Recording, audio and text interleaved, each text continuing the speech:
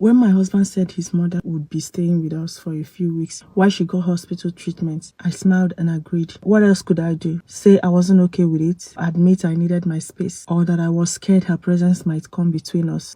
He said it would be just for a short while, but the moment she stepped into our home, I could feel the atmosphere changed. She came with only one small bag and a folded wrapper, yet it felt like she carried all her judgment and expectations inside. As she sat in the living room, her eyes scanned every corner, silently evaluating everything she saw. That first evening, she barely ate the food I cooked. "It's a bit too salty," she said, as though offering no advice. I caught my husband's quick glance at me. He didn't defend me. He didn't say the food was fine. He just asked if there was leftover soup from the day before. The next morning, she looked at me and said, "This dress is too tight on you," in a casual tone, as if it were a harmless observation, but her voice carried disapproval. Again, my husband said nothing. Soon I realized she had listening audience, her relatives. Every evening she would be on the phone, speaking in a calm tone. "She tries," I heard her say once. "But you know, this kind of young wives, always too proud to be corrected." She didn't mention my name, but everyone knew who she meant. I told myself to be patient. It's only temporary. I avoided confrontation, greeted her warmly each day, and buried my frustration deep inside. But everything changed one afternoon when I came home from the market and found her sitting on my bed, reading my diary, my private thoughts. The word I had never spoken aloud. She was turning the page slowly as though she owned them. When she finally looked up, there was no sign of guilt in her eyes. Instead, I saw a strange mix of sympathy and satisfaction. "I didn't realize you felt that way about my son," she said softly. "Maybe you are not happy here after all." I wanted to snatch the diary away, but my body wouldn't move. She closed it gently and placed it beside her. "You see, my dear," she continued, "a marriage is only as strong as the people in it. And if you can't make him happy, someone else will." She walked out of the room without another word. That night, my husband barely spoke to me. He didn't mention what happened. He didn't ask if I was okay. Just sat beside his mom,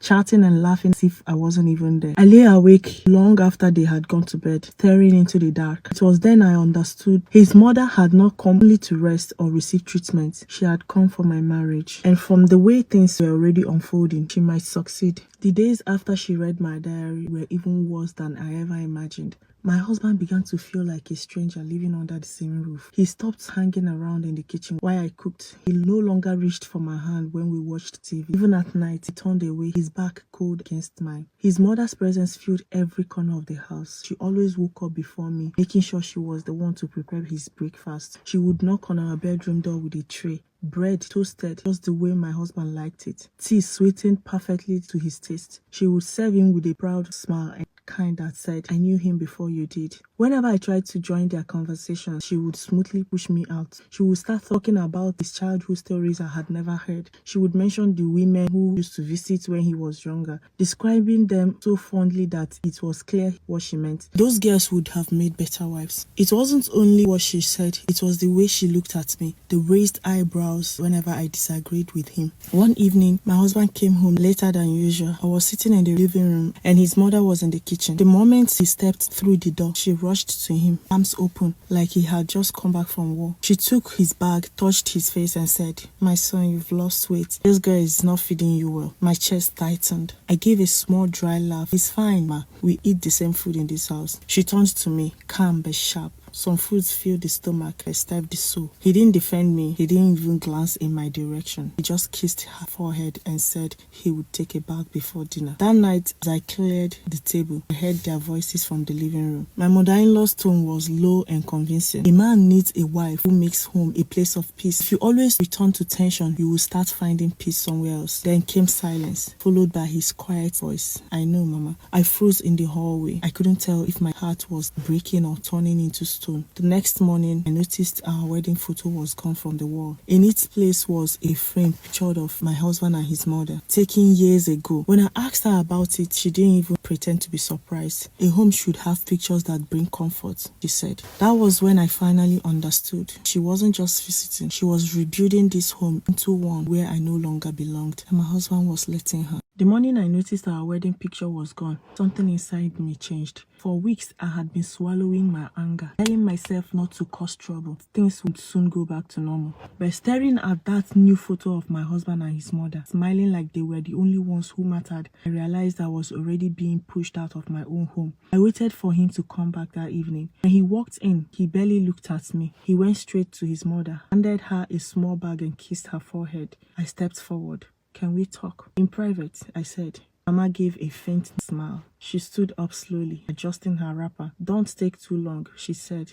Dinner is almost ready. Her voice was calm, but her eyes led me to continue. When she left the room, I turned to him. Why is our wedding picture gone? He looked puzzled, like the answer was obvious. He said, Mama said the frame was too old. She replaced it for now. For now? My voice trembled. Not from fear, but trying to hold back everything boiling inside me. Do you even hear yourself? This is our home, our marriage. She's replacing me in it bit by bit. And you are letting her. He sighed and rubbed his forehead, the way someone does when they are tired of hearing the same complaint. You are overreacting. She's my mother. She means well. Means well? I almost laughed. She read my diary. She tells people I don't feed you well. He cut me off sharply. Yeah, she told me about the things you wrote, how unhappy you are. If that's how you feel, maybe you should say it instead of blaming her. I froze. His words hit harder than I expected. She's the one turning you against me, I said quietly. No, he replied coldly. You are doing that yourself. I couldn't speak. I just stood there, feeling something inside me break. That night, I lay awake long after the house went silent. I thought about how easily he had chosen her side, how quickly my pain had become my fault. That was when I decided I would stop waiting for him to defend me. The next morning, while my mother-in-law went to the hospital for her treatment, I began searching. I didn't know exactly what I was looking for. Maybe proof that she was plotting something, anything that makes sense of it all. Then in the top drawer of his wardrobe, under neatly folded shirts, I found a small envelope. Inside were photographs, not of me, not of us. They were of him with another woman, smiling, holding hands, eyes softer and warmer than they had been with me in months. Some of the pictures looked new, taken in places I didn't recognize. In that moment, I understood everything. Mama wasn't trying to ruin my marriage just because she disliked me. She was making space for someone else. The morning I left the house, I had already made up my mind. I didn't tell my husband where I was going. I didn't greet Mama. I just walked out. I knew that if I stayed one more day in that house, pretending not to notice how she was slowly erasing me, I was going to break. My mother's place was just a 2-hour drive away. The moment I stepped through her gate, I finally felt my chest loosen. She took one look at me. I knew something was wrong. What happened? She asked. Her voice calm but firm. I didn't hold anything back. I told her everything. How my mother read my diary, replaced our wedding photo, made comments that felt like tiny cuts every day, and how my husband just stood by her and let it all happen. I talked until my throat burned. My mother listened quietly, her face tightening as I spoke. When I finished, she sighed deeply. So she's been running that house like she owns it. She's not leaving anytime soon, I said bitterly. She says she's here for hospital treatment. That's her excuse. For a moment, my mother said nothing. Then a slow, dangerous smile spread across her face. The hospital, you said? Well, I've been meaning to check my blood pressure. I frowned. Two can play that game, my daughter, she said, reaching for her bag. Let her feel what it's like when the ground moves beneath her feet. 2 days later, my mother showed up at my door with a small bag and an energy that filled the entire living room. She greeted my husband warmly, hugged me tight, and turned to my mother-in-law with a polite smile that could cut glass. I'm here for a few weeks, she said sweetly. There is a hospital nearby and I want to be close for my checkups. I hope you don't mind. My mother-in-law's smile didn't reach her eyes. Ah, I see. Well, we wouldn't want the house to be too crowded. Before she could finish, my mother clasped her hands together. Crowded? No. A home with 2 mothers is a blessed home. Then she walked right past her and sat in the armchair my mother-in-law always claimed as hers. The air changed instantly. That night, I overheard my mother-in-law talking to my husband in the kitchen. You need to tell her mother to leave, she said sharply. This is not proper. His voice sounded weak, uncertain. Mama, Please, just try to manage. You know how she is. I can't send her away. For the first time in a long time, I felt something close to satisfaction. Because now, it wasn't just me against her anymore. It was her against my mother. And my mother don't lose battles. From the moment my mother settled into the armchair, the balance in the house shifted. It wasn't loud or dramatic. It was in the quiet confidence she carried. The way her laughter filled the air before my mother-in-law's sharp words could land. The way she asked questions that sounded polite but made people reveal more than they intended. The first morning, my mother was already in the kitchen before my mother-in-law woke up. By the time my mother-in-law came in, the smell of fresh stew filled the air, and my mother was stirring the pot like she had lived there forever. Good morning, sister, my mother said cheerfully. I thought I would make something for breakfast. You know, you've been cooking so much for your son. Let me give you a little break today. My mother-in-law smiled. No need, I've been managing fine. But I insist, my mother said. Go and sit down. Two queens shouldn't fight over one kitchen unless one is too tired to rule. My mother-in-law didn't respond. She sat at the table, lips pressed together, watching every move my mother made. Later that day, while I was folding clothes in the bedroom, I overheard them talking in the living room. My mother-in-law began sweetly. My dear sister, I know you are here for hospital checkups, but maybe it would be better if you stayed with one of your other daughters, you know, to give this young couple their space. My mother laughed softly, but her voice carried strength. Space? Oh no. I believe young couples grow stronger when surrounded by wisdom. And what kind of mother would I be if I stayed far away while my daughter is under stress? There was a pause. Then my mother-in-law asked, what stress? She's fine here. My mother's voice dropped, calm but cutting. We mothers know when our daughters are fine and when they are only managing. That word managing hit hard. It was small, but it spread like ripples in water. My mother-in-law went quiet. She opened her mouth to reply, then closed it again. Over the next few days, the house became a silent battlefield. If my mother-in-law sat beside my husband during TV time, my mother would slide into the other side and start a lively conversation that pulled his attention away. If my mother-in-law made a comment about my cooking, my mother would jump in with, this is how our grandmother taught her. Good food doesn't need explaining. If my mother-in-law woke up early to sweep, my mother would already be up mopping the floor. It wasn't open conflict, it was quiet dominance. The kind you couldn't complain about without sounding petty. The funniest moment came on the 5th day. Mama had just made my husband a cup of tea when my mother walked in holding another mug. This one is better for his blood pressure, she said, setting it in front of him. Too much sugar at his age isn't good. My mother-in-law's face tightened. I've been making his tea for years. I know what he likes. My mother smiled sweetly. And I've been making tea for men since before he was born. Let's see which one he prefers. My husband took a sip from my mother's cup. This is actually nice, Mama, he said without thinking. I had to bite my lip to keep from laughing when I saw the look on my mother-in-law's face. That night, I caught her pacing in the kitchen, whispering angrily into the phone. She said, she's stubborn, and the girl has become bold now that her mother is here. This house is no longer peaceful. I leaned against the doorway, letting her notice me. Peace works both ways, I said quietly. She froze, her eyes narrowing. Your mother won't be here forever, you know. I smiled. Neither will you. The war had changed. I wasn't fighting alone anymore, and my mother-in-law was finally learning what it felt like to lose. On this day, it started as an ordinary evening. My mother-in-law had cooked okra soup, and my mother made jollof rice, and the dining table became a quiet battlefield of aromas and unspoken words. We all sat together, my husband at the head of the table, my mother-in-law on his right, and my mother on his left, and me beside my mother. Everyone was pretending not to notice the tension hanging in the air. My husband asked my mother about her hospital visit, and she answered with the same polite warmth people use when speaking to someone they don't trust. Then, halfway through the meal, she dabbed her lips with a napkin, looked directly at him, and dropped the first tone. You know, she began lightly. I saw someone yesterday at the market. Do you remember Chike, my dear? The name nearly made me choke on my drink. Chike, my ex. The one who had once proposed before life led us down different paths. My husband froze mid-bite. Who is Chike? He asked. My mother-in-law's eyes narrowed curiously. My mother smiled as though she were about to tell a fun family story.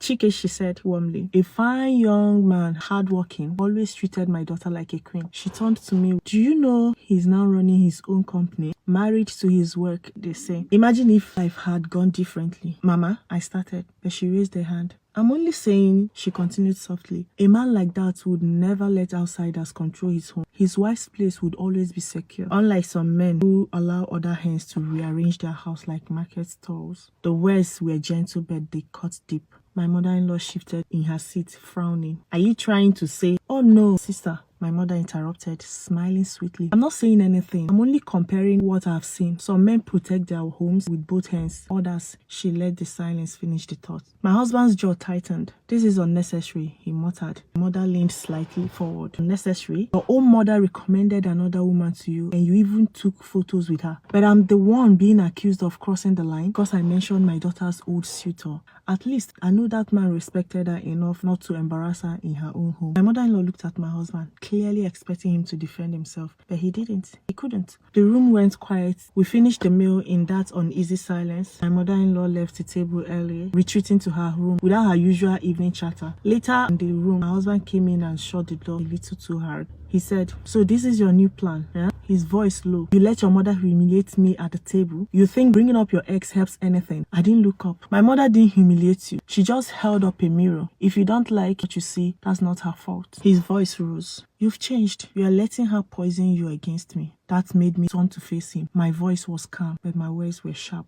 Poison? You stood by while your mother read my diary, replaced our wedding picture and brought another woman into our marriage, and you are worried about poison. If anything, she's giving me the antidote. He stared for a long time, chest rising and falling. There was anger in his eyes. It's also something else. Fear, maybe uncertain. Without another word, he walked out from the bedroom. Could hear his mother listening in the living room. My mother sat at the couch, humming softly as she sipped her tea, calm and unbothered, like someone who had just shifted the balance of power without lifting a finger. For the first time, my mother-in-law was silent. Not because she had nothing to say, but because she didn't know how to fight back anymore. The balance had changed, and now the tension between the three of them, my mother, his mother, and him, hung in the air like heat before a storm. Thick, heavy, and ready to burn. One quiet Saturday morning, my mother had gone out to buy groceries. I was in the bedroom, folding the clothes she had just washed for me, when I heard a knock on the door. At first, I ignored it, thinking my husband would get it. But then I heard my mother-in-law's excited voice from the living room.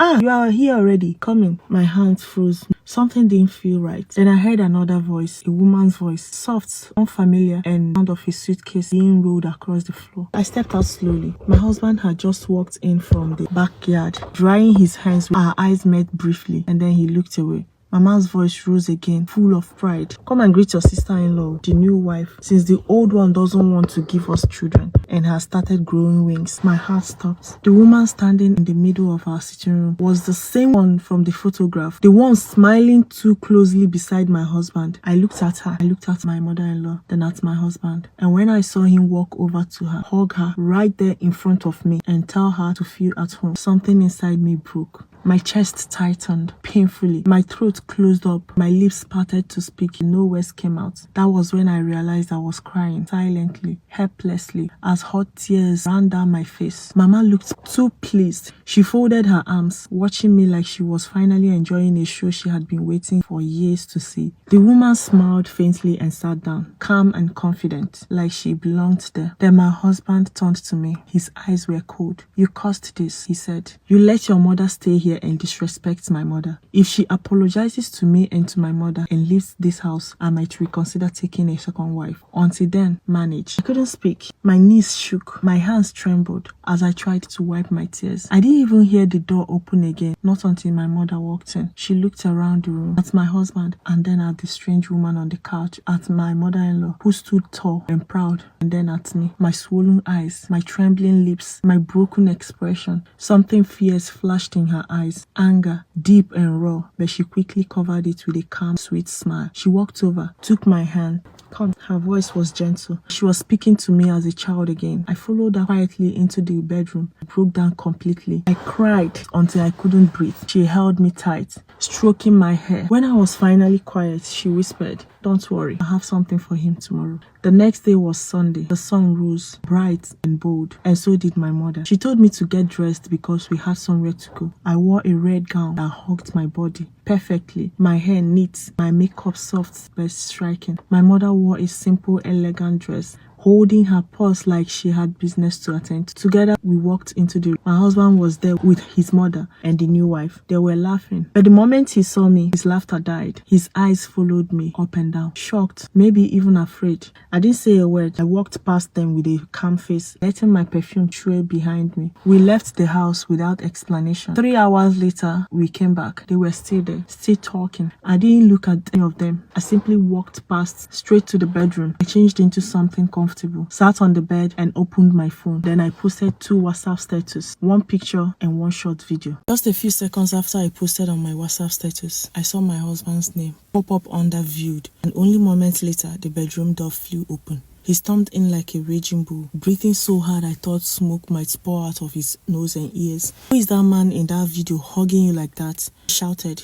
I didn't answer. I didn't even look at him. I just kept scrolling on my phone, like I couldn't hear the thunder exploding beside me. He stepped closer, ready to shout again, but then another voice came from behind him. "That man you just saw," the voice said calmly, "is a potential husband for my dear daughter." My husband froze and turned sharply. My mother stood at the door, cool and composed, a small smile on her face. "How? What?" My husband stammered. "A potential husband," she repeated smoothly. "Since your mother brought a wife for you while you are still married, living with your wife in the same house, I thought it was only fair to bring my daughter her own potential husband. Don't worry, he's very serious about marriage. This is ridiculous. This is unheard of." My husband backed, but my mother only shrugged lightly. "Oh yes, it is. So please manage us just for a little while. Once we finalize our marriage, we will return your bride price. Surely you can't refuse us that small request." He just stood there, blinking, his mouth slightly open, breathing hard. I stood up, adjusted my hair and walked past him. I didn't stay to hear whatever excuse or anger came next, because for the first time in this marriage, it didn't matter anymore. He wasn't the only one with options. That night, I didn't sleep in the same room with him. Not because I was afraid to face him, but because I couldn't stand to look at him. After everything, bringing another woman into our home, humiliating me in front of everyone, I had no strength left to argue or cry. I simply walked into one of the guest rooms, locked the door behind me. But even there, with the bed untouched and the fan humming quietly above me, sleep refused to come. My heart was heavy. The air itself felt thick, pressing down on my chest. I stared into the darkness for hours, trying not to think about his voice, her laughter, or the humiliation that still burned under my skin. I must have fell asleep sometime before dawn, because the next sound I heard woke me completely. 2 voices actually. I sat up, training to listen. There were noises downstairs, raised voices, 1 female and 1 male. I wrapped a shawl around myself and tiptoed down the hallway. The voices grew louder, my nerves stretched thin as I descended the stairs slowly, each step making my heart race. Until I reached a corner, I froze. My mother-in-law was in the living room, standing with her hands on her hips, 1 foot tapping on the ground. "Why did you make your new wife sleep on the floor?" she asked, her tone sharp with annoyance. "There is more than enough space for her on that bed. What is wrong with you?" "Eh?" My breath hitched. "New wife? What's happening?" I ducked behind the staircase wall, barely daring to breathe, and watched as the scene unfolded. My husband's eyes scanned the room carefully, like he suspected someone was watching. Once he was satisfied no one was near, he leaned closer to his mother, speaking in a hushed but firm tone, pointing at the other woman. "Mama, this woman is not and can never be my wife. There is a beautiful woman sleeping upstairs right now. She's the only woman I recognize as my wife." Something twisted inside me. Relief, pride. I couldn't decide. It wasn't done. Even if I needed a second wife, which I don't, it still wouldn't be this one. He spat, his voice sharp. She snores like a generator and farts as if there is a cash prize for it. I bit my lips to stop myself from laughing, though nothing about this was funny. The other woman stood there, arms folded, embarrassed and furious. Her eyes darted between my mother-in-law and my husband. She couldn't believe what she was hearing. My mother-in-law for the first time was unshaken, and so she thought. "But my son, why the sudden change of behavior?" she asked, her voice rising. "You were all over her when she arrived. You even hugged her in front of your wife. So what changed?" He raised a finger, cutting her off. "Mama, with all due respect, don't push this on me. Remember, this was your idea." My eyes widened. "You told me," he continued, "that if my wife thought I was taking another woman, she would become more obedient, more submissive." "Yes," Mama admitted slowly. "That was the plan.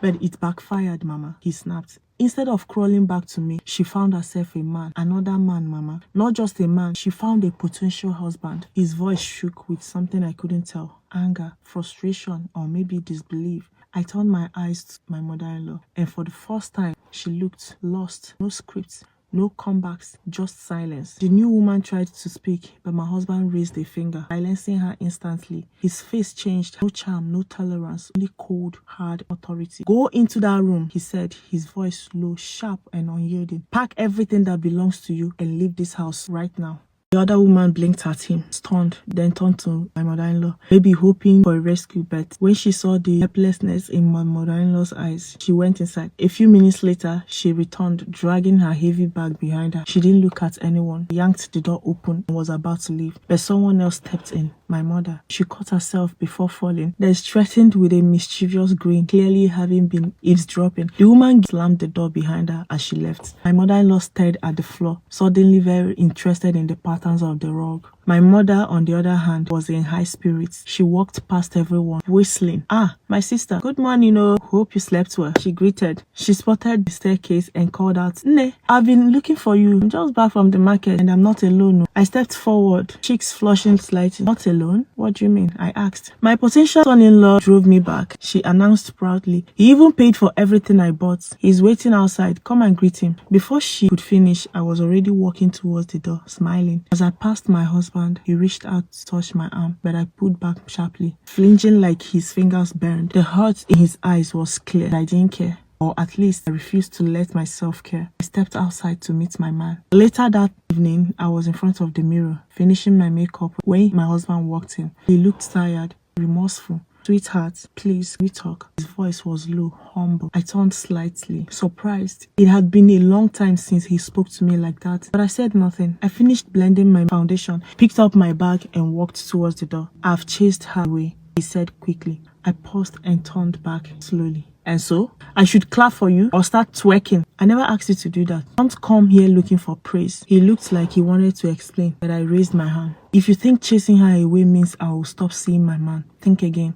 I adjusted my earring and opened the door. "You want someone to talk to? Go and talk to your mother. She's the perfect audience," I added. And with that, I stepped out into the evening where someone else was already waiting to treat me like the woman I truly am. 2 days after that evening, my mom came into my room, sat beside me and said, "My daughter, don't you think it's time to let go? It's begged enough. Of course, I will support whatever decision you make, but it has to come from your heart. Do what you truly want." "Mama, how do I even start? And his mother is still here. Should I just let her continue staying?" "That's impossible," I said. "Of course not," Mom replied. "If everything goes well, by this time tomorrow, both she and I will be back in our homes. The ball is in your court. If you change your mind, come downstairs. He's still kneeling in the sitting room, waiting for your forgiveness." She stood up, retied her wrapper, and gave me a reassuring smile that said, "He deserves a second chance." That smile gave me the courage I needed. I stood and headed downstairs. His mother and my mom were already seated. My husband was still on his knees, and the moment I arrived, he began apologizing profusely. I didn't let him go on long. I had already decided to forgive him. It was time to reveal the truth. With my mom's nod, I said, "The man I posted on WhatsApp isn't actually a potential husband. It was a last resort plan to make you realize your mistakes." Silence filled the room. "If he's not your potential husband, then who is he?" my husband asked, looking half relieved, half confused.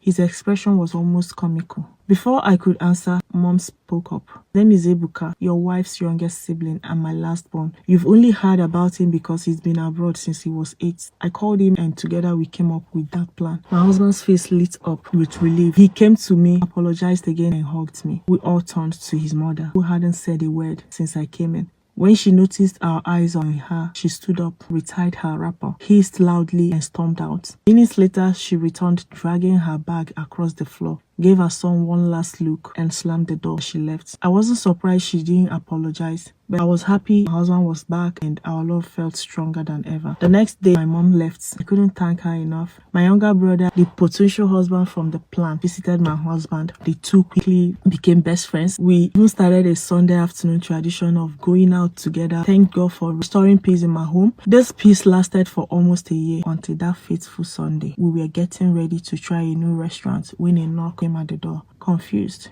I went to open it. We weren't expecting anyone. Nothing could have prepared me for who was standing there. My mother-in-law and the new wife were back, and she was carrying a boy who looked exactly like a younger version of my husband. One look at Mama confirmed my worst fear. They brushed past me smugly and entered. My husband, still chatting with his back turned, hadn't noticed. When he finally turned, the color drained off his face. That moment is burned into my memory. Mama, what is the meaning of this? He asked. My son, she said cheerfully, this child is the result of the affair you had with my potential daughter-in-law. She smiled mischievously. So while you were calling her a generator, you were busy playing matches with her, eh? My husband turned angrily to the woman, but she spoke first. If you are about to ask how sure I am, here is the proof. Don't waste my time with unnecessary questions. She handed him an envelope. I took the envelope from my husband, hoping it was some kind of prank, but the paper crushed me instead. DNA paternity probability 99.9%. I dropped it and staggered back. My husband rushed forward. Baby, please don't believe this. I can't have a child with her. She's lying. Please don't let them influence your mind. I let out a bitter laugh. One question. Answer honestly. Did you sleep with her? Baby, please don't. It's a yes or no question. Answer. I cut in. He swallowed hard. It happened once, baby. It didn't even last 2 minutes. Please believe me. I laughed out loud. And you think 2 minutes isn't enough to make a child? He dropped to his knees. Please, baby, don't let this past come between us. Past? David, this gestured to the woman and the child, is your present. The word us died the day you slept with her. My mother-in-law jumped in. My son, I don't understand you. Instead of being happy God has given you in 2 minutes what your wife hasn't in years, you are here kneeling for a woman who doesn't deserve it. If she's not okay with this, let her pack her things and leave your house. I laughed, slow, cold and bitter. His house? I smiled sweetly. It seems your son kept you in the dark, I said calmly. This beautiful paradise you call your son's house is mine. I met him when he was starving and broke. I clothed him, got him a job in my father's company, and bought him his first car. The surgery you had abroad, my money. I made him promise not to tell you so you wouldn't feel indebted. My mother-in-law's face was priceless. She turned to her son, but he stared at the floor. Why didn't you tell me? She asked. I would have treated her better if I knew she was your benefactor. She turned to me, tears in her eyes. My daughter. No, I'm not your daughter. My name is Barrister Dr. Jennifer. I am not interested in what you have to say. She knelt, trying to grab my leg, but I stepped aside. I turned to my husband. I won't fire you, not for your sake, but so this child doesn't go hungry. But you, your mother, and this woman will leave my house within 2 hours. Don't touch my cars or land documents. The village house your mother lives in, also in my name. Don't think of going there. When they all knelt and begged, I walked to the door. 2 hours, I said, and I left for my mother's house. That was the last time I heard from them. When I told my mom everything, she listened quietly and asked, my dear, are you okay? Yes, Mom, I feel relieved. Suitors still come, but I'm not ready to marry again. I might adopt 3 beautiful kids, but if I ever marry again, I pray his mother lives far, far away. Selfish prayer, maybe, but now I have a phobia for mothers-in-law. And that's a wrap. Thank you guys for watching. Hope you enjoyed this story, and I'll see you in my next one. Bye.